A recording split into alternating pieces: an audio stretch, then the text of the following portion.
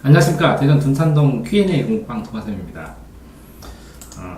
이 자소서, 자기소개서를 씁니다. 이제 자소서를 쓰는데, 이 자소서가 기본적으로 그 내신이 거의 유사했을 때 변별력이 있다고 생각을 하셔야 됩니다. 이렇게 자소서를 통해서 내신을 극복할 수 있는 것은 극히 드물다. 이렇게 생각을 하셔야 합니다. 그런데 이제 자소서로 보통 이제 3배수를 뽑든지 이렇게 뽑으면 1차를 합격한 학생들이 그 2차를 떨어졌을 때, 이렇게 면접 가서 떨어졌을 때, 이 손안에 쥔 새가 날아간 것처럼, 큰 물고기를 잡았다가 대어를 놓친 것처럼 굉장히 아쉬워하고 힘들어하고, 그 다음에 영향을 많이 받는 것을 봅니다.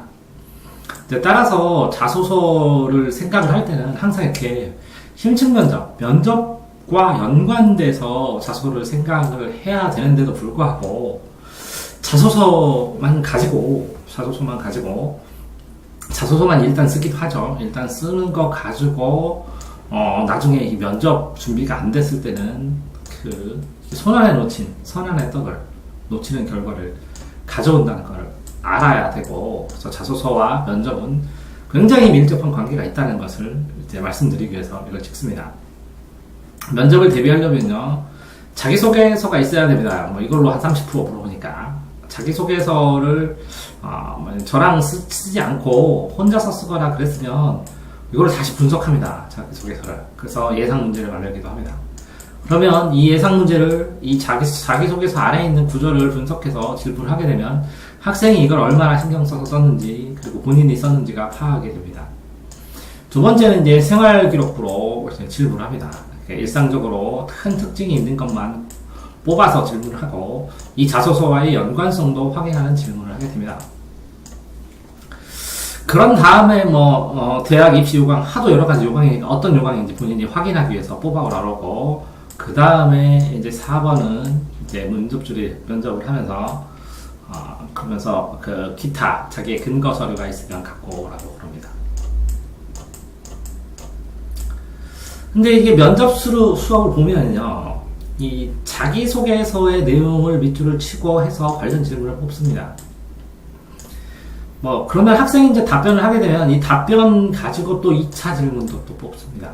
그러니까 결국은 학생이 자기를 소개했어요. 자기소개를 했으면 그걸 바탕으로 더 구체적으로 이 자기소개한 것들을 보완하는 방식으로 학생에게 면접의 바탕 자료를 만들어주고, 이 자기소개서 쓴 걸 가지고 본인이 확신을 가지고 그것들을 고민을 해서 노력을 해서 썼다는 것을 어필을 할 수 있도록 만들어줘야 되는 겁니다.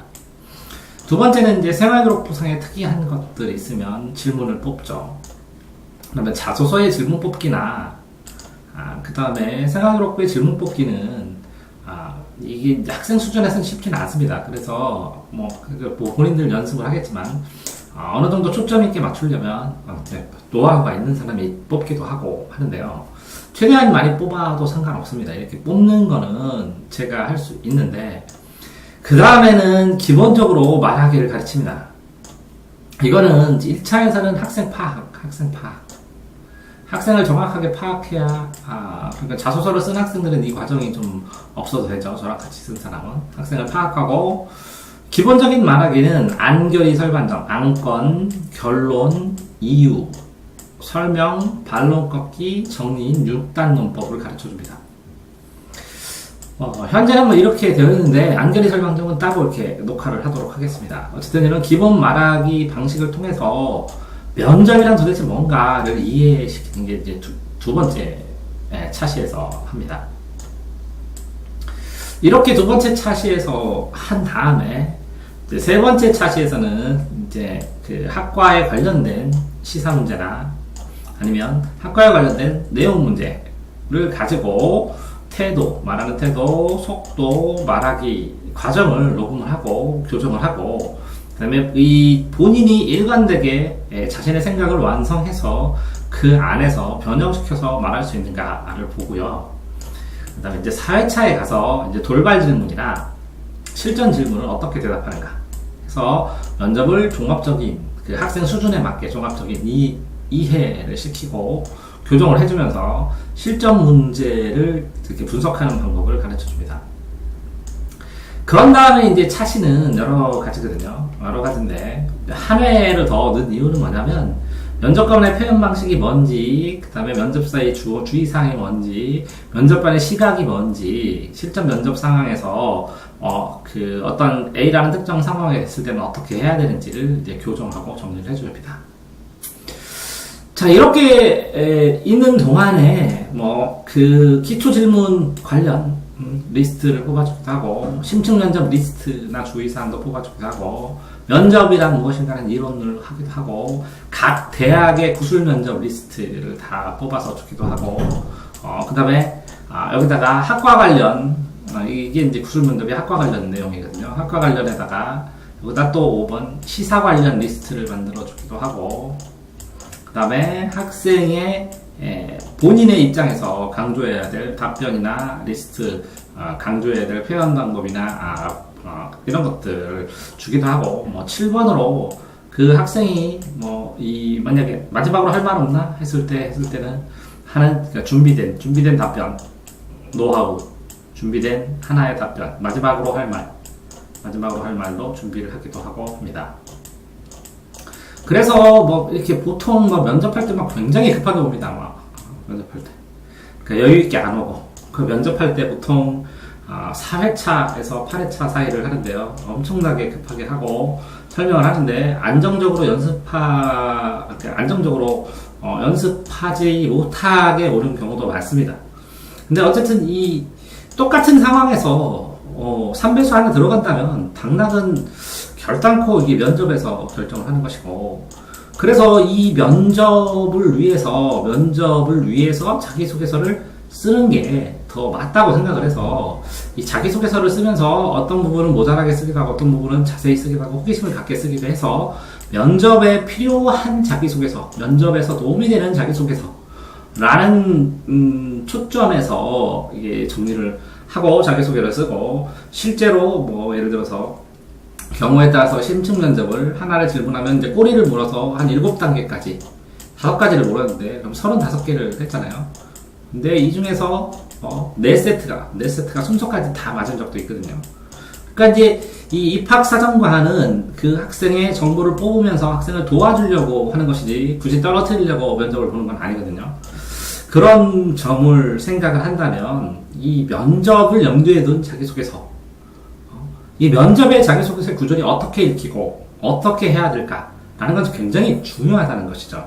그래서 면접을 고려해서 자기소개서를 꼭 쓰시기를 권유를 합니다. 그 다음에 이 자기소개서를 써서 합격을 해서 이 면접 준비를 안 하면 이게 굉장히 2차를 떨어지면 타격이 큰 애들도 많거든요.